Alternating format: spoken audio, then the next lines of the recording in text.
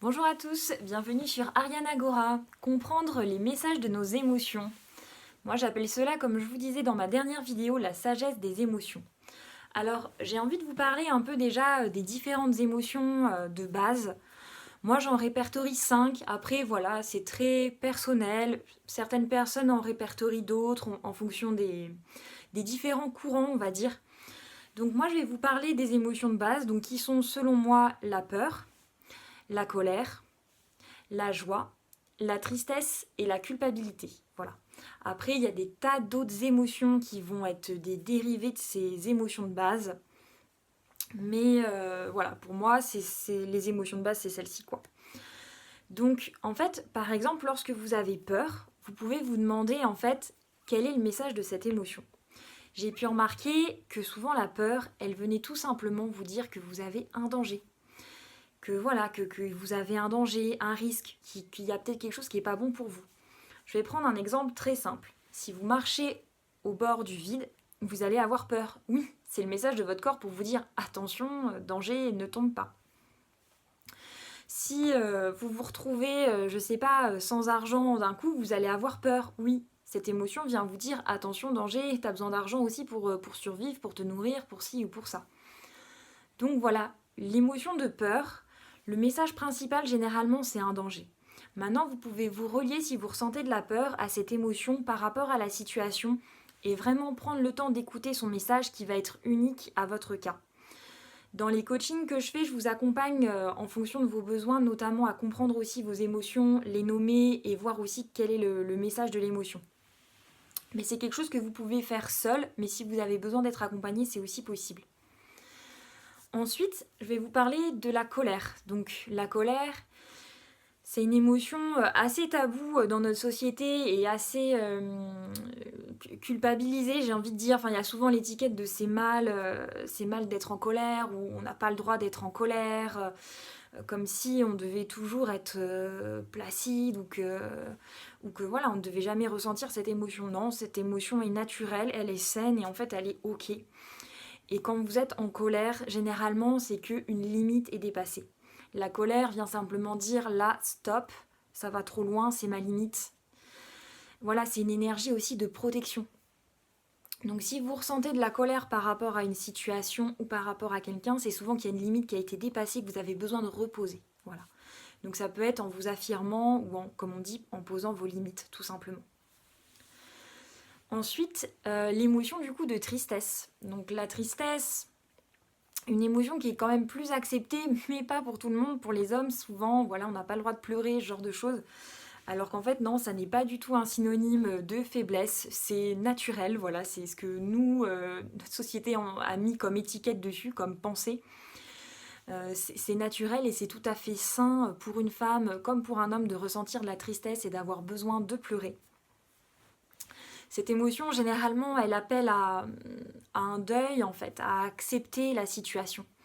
Le message, souvent, ça va être d'accepter la situation, de savoir euh, tourner une page, d'être dans une forme de résilience aussi, de lâcher prise.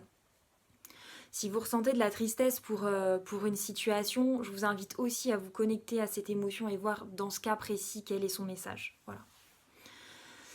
Ensuite, l'émotion de joie. L'émotion de joie, son message, pour moi, c'est de vous dire que là, tout va bien, que vous êtes aligné avec vos valeurs, avec ce que vous êtes, et que voilà, que tout est ok en fait dans vos actions, dans votre environnement, voilà, qu'il y a quelque chose qui est en harmonie, qui est intègre, qui est en cohérence avec ce que vous êtes. Et l'énergie de la joie, souvent, ça va être le partage, ça va être l'envie de partager, de donner, de s'expandre, voilà, de rayonner. Ensuite, la dernière émotion dont je voulais vous parler, la culpabilité. Donc la culpabilité, c'est une émotion très difficile à ressentir, hein. C'est une des émotions, j'ai pu remarquer, qui est souvent le plus niée et qui souvent, quand elle est libérée, permet de grandes libérations, j'ai envie de dire, permet d'aller vraiment mieux dans sa vie. C'est une émotion qui peut être vraiment lourde euh, et on va souvent inconsciemment avoir plus envie, à mon sens, hein, plus envie de la nier que les autres. Et donc on va avoir plus de stratégies, de mécanismes pour surtout pas se rendre compte qu'on culpabilise, par exemple en rejetant la faute sur les autres ou ce genre de choses, parce qu'elle est douloureuse à ressentir, je trouve. Donc la culpabilité, son message, dans la plupart du temps, c'est tout simplement qu'elle nous invite justement à nous reconnecter à nos valeurs. Voilà, c'est quand on fait quelque chose qui n'est pas en accord avec nos valeurs ou qui est perçu par l'environnement, l'entourage, d'autres conditionnements comme mal en fait, comme si on avait fait quelque chose de mal. Donc ça va nous inviter soit à nous réaffirmer dans nos valeurs, à comprendre en fait voilà, ce qui était vraiment juste pour nous de faire que nous n'avions pas fait, soit voilà, à voir vraiment les jugements extérieurs et à nous poser les questions: qu'est-ce qui est mal, qu'est-ce qui est bien, qu'est-ce qui me paraît vraiment juste ou pas en fait par rapport à ce que je suis. Elle va nous inviter à être vraiment plus en congruence avec nous-mêmes. Voilà pour vous partager un petit peu sur les émotions de base. Bien sûr, ça n'est pas si simple.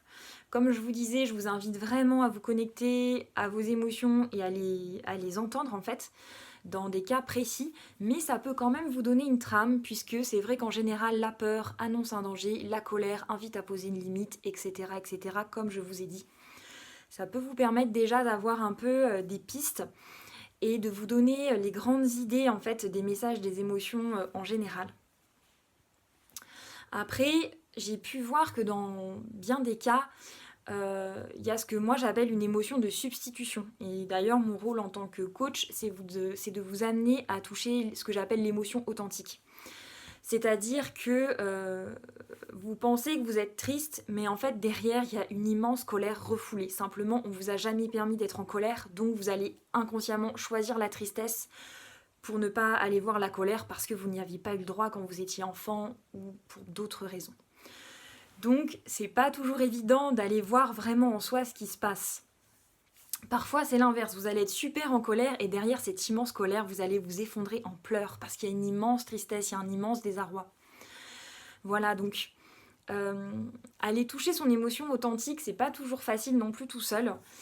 Et ça demande beaucoup d'humilité, beaucoup d'honnêteté avec soi-même, d'aller vraiment accueillir aussi ses parts d'ombre ou les parts de soi dont des fois on n'est pas très fier ou qu'on n'a pas forcément envie d'aller voir.